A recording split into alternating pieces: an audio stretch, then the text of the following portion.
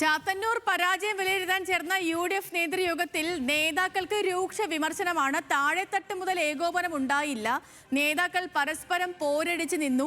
ഭരണത്തിന്റെ ആനുകൂല്യം നേടാൻ ചാത്തന്നൂരിലെ നേതാക്കൾ സെക്രട്ടേറിയറ്റിൽ കയറി ഇറങ്ങുന്നു. നേതാക്കൾക്ക് നാണമില്ലേ എന്നും യോഗത്തിൽ തുറന്നടിച്ചു കൊടിക്കുന്നിൽ സുരേഷ്. നെടുങ്ങോലം രഘുവിനെ പോലുള്ള നേതാക്കൾ ഉത്തരവാദിത്വങ്ങളിൽ നിന്നും ഒഴിഞ്ഞു നിൽക്കാൻ പാടില്ല എന്നും വിമർശനമുണ്ട്. LDF BJP ഡീൽ വ്യക്തമാണെന്ന് നേതാക്കൾ പറയുന്നു. ഷമീറാണ് വിവരങ്ങളുമായി കൊല്ലത്ത് നിന്നും ചേർന്നത്. ഷമീർ, ഇപ്പോൾ രൂക്ഷ വിമർശനമാണ് നേതൃത്വത്തിന്. തീർച്ചയായിട്ടും സേതുലക്ഷ്മി, ഈ ചാത്തന്നൂരിലെ പരാജയം പഠിക്കുവാനായി ഒരു സമിതിയെ കോൺഗ്രസ് നിയോഗിച്ചിരുന്നു.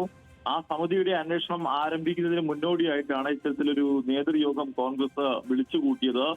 ആ നേതൃയോഗത്തിലാണ് കോൺഗ്രസിന്റെ പ്രാദേശിക തലം മുതൽ ബൂത്ത് തലം മുതലുള്ള പ്രവർത്തകർ പങ്കെടുത്തത്.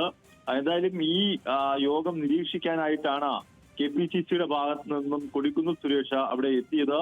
എന്തായാലും താഴെ തലം മുതലുള്ള നേതാക്കളുടെ ഭാഗത്തു നിന്നും വലിയ വീഴ്ച ഉണ്ടായി.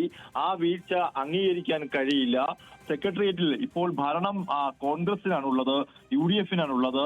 ആ ഭരണത്തിന്റെ സ്വാധീനം ലഭിക്കുവാൻ വേണ്ടി ഇവിടെയുള്ള പല നേതാക്കന്മാരും മന്ത്രിമന്ദിരങ്ങളിലും മന്ത്രി ഓഫീസുകളിലും കയറി ഇറങ്ങുന്നുണ്ട്.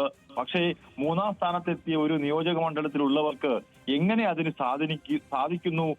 അതിന് നാണമില്ലേ എന്നാണ് കൊടിക്കുന്നിൽ സുരേഷ് തുറന്നടിച്ചത് യോഗത്തിൽ.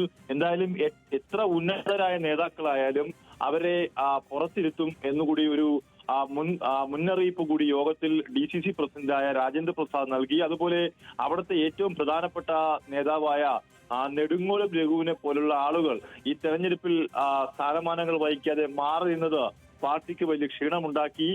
എല്ലാ തവണയും മൂന്നാം സ്ഥാനത്താണ് കോൺഗ്രസ് എത്തുക. ഇത്തവണ 1000 വോട്ടിന്റെ വർധനവുണ്ടായി. മികച്ച ഒരു സ്ഥാനാർത്ഥിയെ തന്നെ ചാത്തന്നൂരിൽ നൽകിയെങ്കിലും 1000 വോട്ട് വർദ്ധിപ്പിക്കാനേ കഴിഞ്ഞുള്ളൂ.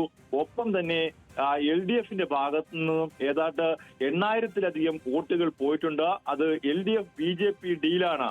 ആ ഡീലിന് LDF മറുപടി പറയണമെന്ന് കൂടി കൊടിക്കുന്നിൽ സുരേഷ് ഈ യോഗത്തിൽ പറഞ്ഞു. എന്തായാലും കോൺഗ്രസ് നിയോഗിച്ച സമിതിയുടെ അന്വേഷണം ഉടൻ തന്നെ ആരംഭിക്കുകയും ചെയ്യും. സേതു, ഷമീറാണ് വിവരങ്ങൾ നൽകിയത്.